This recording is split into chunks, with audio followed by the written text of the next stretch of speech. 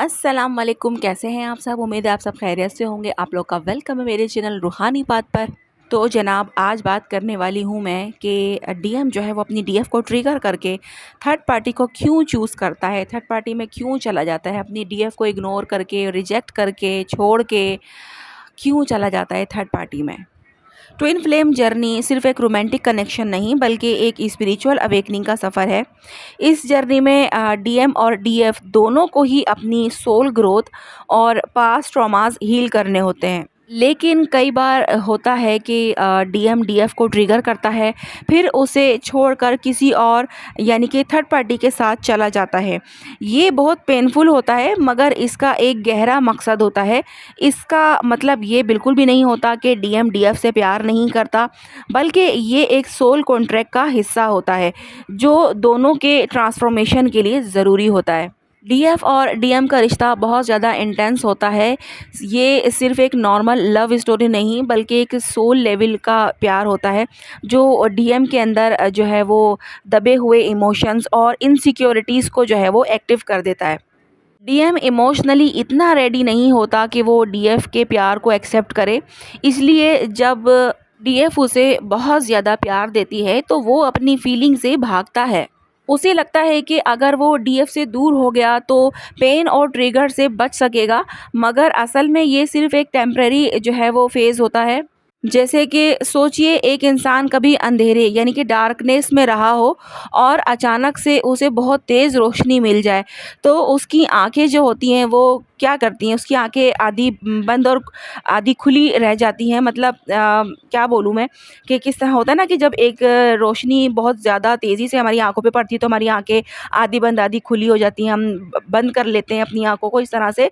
तो same DM के साथ भी जो है वो यही होता है। डीएम के लिए डीएफ का प्यार उसी रोशनी की तरह होता है, लेकिन वो इतनी रोशनी की आदत जो है वो उसको नहीं होती है, इसलिए वो भागने की कोशिश करता है। ठीक है।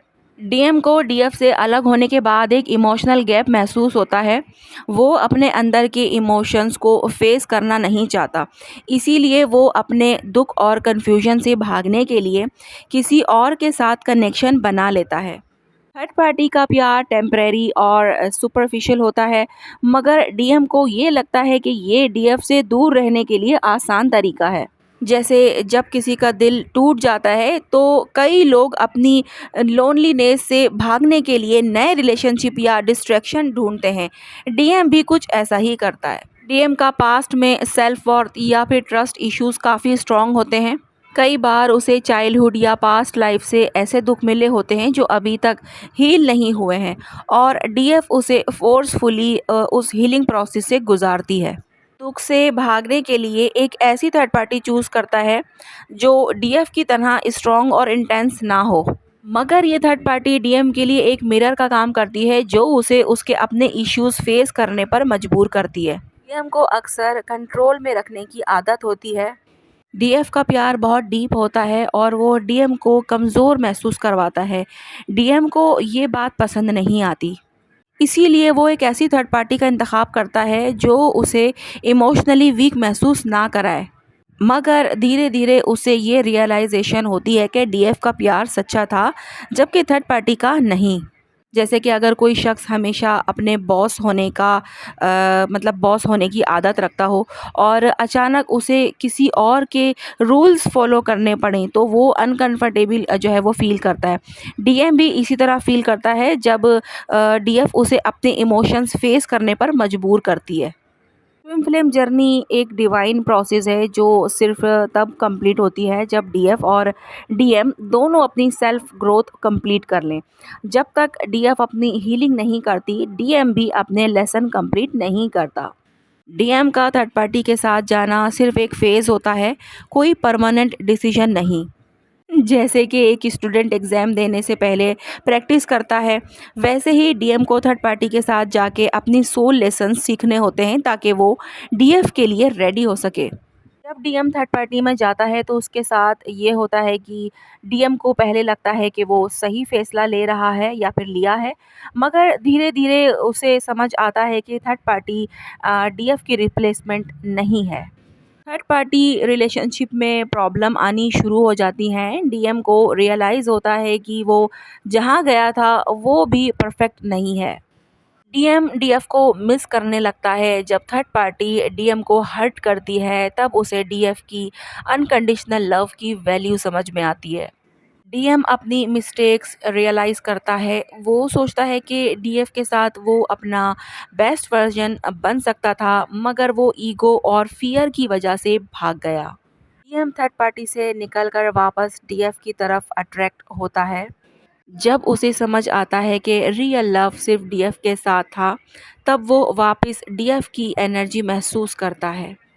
डीएफ को क्या करना चाहिए जब डीएम थर्ड पार्टी में हो?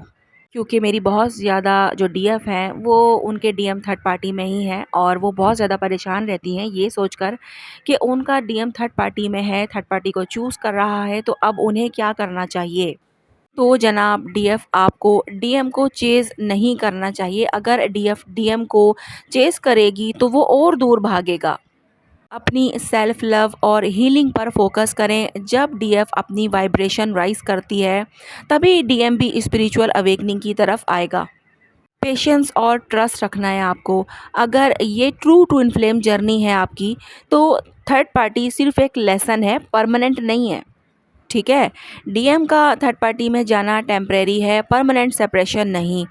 ये एक पेनफुल फेज़ तो है मगर ज़रूरी है, क्योंकि डीएम और डीएफ दोनों को अपनी हीलिंग और सोल ग्रोथ कंप्लीट करनी होती है। डीएम थर्ड पार्टी में सेल्फ वर्थ, लव और कार्मिक लेसन सीखता है।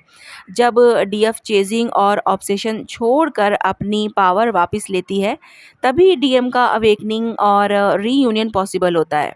डीएम चाहे जितना भी थर्ड पार्टी में टाइम गुजार ले, अगर ये ट्रू टू इनफ्लेम कनेक्शन है आपका, तो उसे वापस डीएफ की तरफ जो है वो वापस आने के लिए उसे गाइडेंस मिलती है और वो आता भी है। लेकिन यहाँ पर डीएफ को पेशेंस रखने के लिए कहा जाता है, सब्र रखने के लिए कहा जाता है, जो कि डीएफ में बहुत कम होता है और वो नहीं रख पाती है। वो हर्ट हो जाती है, वो ट्रिगर हो जाती है कि यार वो थर्ड पार्टी में चला गया है, अब तो बस अब कुछ नहीं हो सकता। वो बस ये सोच लेती है कि अब कुछ हो ही नहीं सकता, जबकि ऐसा नहीं है, सब कुछ हो सकता है और डिवाइन टाइमिंग पर लेकिन सारी चीज़ें पॉसिबल होती हैं। आपने सिर्फ यकीन रखना होता है, भरोसा रखना होता है डिवाइन के ऊपर भी और अपनी जर्नी पर भी। आपने सेल्फ लव करना है, खुद को हील रखना है बेसिकली। ऑब्सेशन वाली एनर्जी में खुद को नहीं रखना होता है, वेटिंग एनर्जी में खुद को नहीं रखना होता है, ना ही खुद को पेन में रखना होता है। ये सोच सोच के कि वो तो थर्ड पार्टी में चला गया, उसने चूज़ कर ली है, अब तो सब ख़त्म हो गया, अब तो हमारी जर्नी ख़त्म या फिर हमारा कनेक्शन ही ख़त्म। लेकिन ऐसा कुछ नहीं होता, ये सिर्फ आपका इल्यूजन होता है और कुछ भी नहीं। तो आप लोगों ने बस चेज़ नहीं करना है, डीएम को ज़्यादा एनर्जी नहीं देनी है, सोचना नहीं है, खुद पे फोकस कर लेना है, अपनी कैरियर लाइफ पे बिज़ी हो जाएं, अपने सेल्फ लव पे बिज़ी हो जाएं, अपने सोल पर्पस में बिज़ी हो जाएं, कहीं ना कहीं खुद को इन्वेस्ट कर दें और डीएम को उसके हाल पर छोड़ दें। वो अपने कार्मिक लेसन्स लेकर वापस आ जाएगा। जिन डीएम के कार्मिक लेसन्स होते हैं वो थर्ड पार्टी में लाजमी जाएंगे, उन्हें आप रोक नहीं सकती। तो इसलिए परेशान होना फ़ुज़ूल है। आपको सिर्फ़ इतनी सी बात समझनी होगी कि यार अगर उसका कार्मिक लेसन है, अगर उसको कुछ सीखना बाकी है, तो फिर उसको वहीं पर जाकर सीखना होगा। वो मैं नहीं समझा सकती उसको, उसको ऐसे समझ में आएगा ही नहीं। तो उसको वो थर्ड पार्टी ही सिखाएगी। थर्ड पार्टी में जाकर वो एक्चुअल आपके लिए ही रेडी हो रहा होता है और थर्ड पार्टी एक तरह से आपकी ही हेल्प कर रही होती है, जो कि डीएफ को समझ में नहीं आती है। उसको लगता है कि नहीं, वो तो उसकी वाइफ़ है या फिर उसकी फियांसी है या फिर उसकी गर्लफ्रेंड है या जो भी, मतलब, और बस वो उसके साथ इन्वॉल्व है, वो तो खुश है, वो कुछ नहीं। लेकिन वो आगे चलकर अपना असली रूप उसने दिखाना ही होता है और फिर डीएम ने वापस ही आना होता है अपने असली ट्रू लव के पास।